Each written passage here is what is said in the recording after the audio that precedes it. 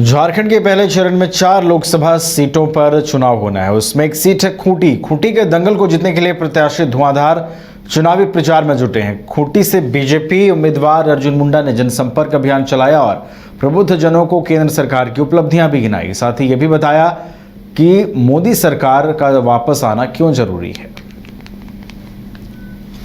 क्षेत्र में जाते हैं वहाँ लोगों को इस क्रम में थोड़ा आने में विलंब हुआ। कुछ लोग आए। धन्यवाद ज्ञापन कराइए। अगर आगे जहाँ महिला पक्ष से भी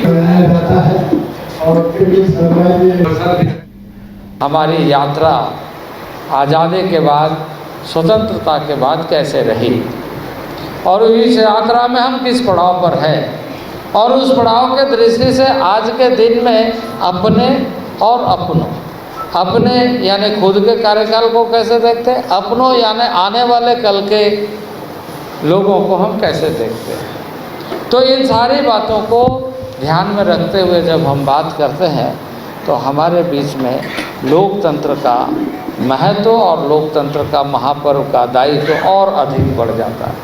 कुछ लोग राजनीतिक दृष्टि से बात करते हैं, उसके सामने एक ही लक्ष्य होता है कि हम चुनाव जीते। चुनाव जीतना है, चुनाव अगर लड़ रहे हैं तो इतना स्वाभाविक है, वो चुनाव जीतने के लिए लड़ रहे हैं, कोई नहीं।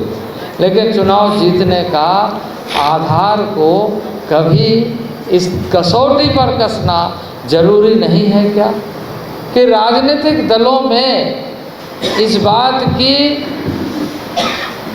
विश्वसनीयता कितनी है और विश्वसनीयता की परख को हम कैसे देखें। आज गाहे बगाहे कई तरह के बयान आ जाते हैं, कई तरह की बातों को लेकर के असमंजस की स्थिति पैदा करने की कोशिश करते हैं। मैं समझता हूं कि खूंटी परंपरागत रूप से भारतीय जनता पार्टी की सीट है।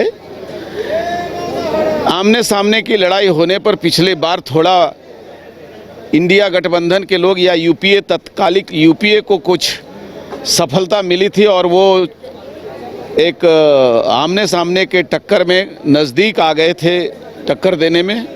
लेकिन इस बार हमारे अर्जुन मुंडा जो प्रत्याशी हैं, उनके लगातार 5 साल खूंटी लोकसभा क्षेत्र में जो संपर्क हुआ है, इस 5 साल में जो यहाँ पर आदिवासी समाज के लिए 34 एकलव्य विद्यालय खोले गए हैं, यहाँ पर जिस प्रकार कृषि विभाग का अनुसंधान केंद्र खोला गया है और जिस प्रकार गांव गलियों में और किसानों के लिए विचार विमर्श के लिए भवन का निर्माण किया गया है, विकास की जो एक नई गाथा गाई गई है, इस बार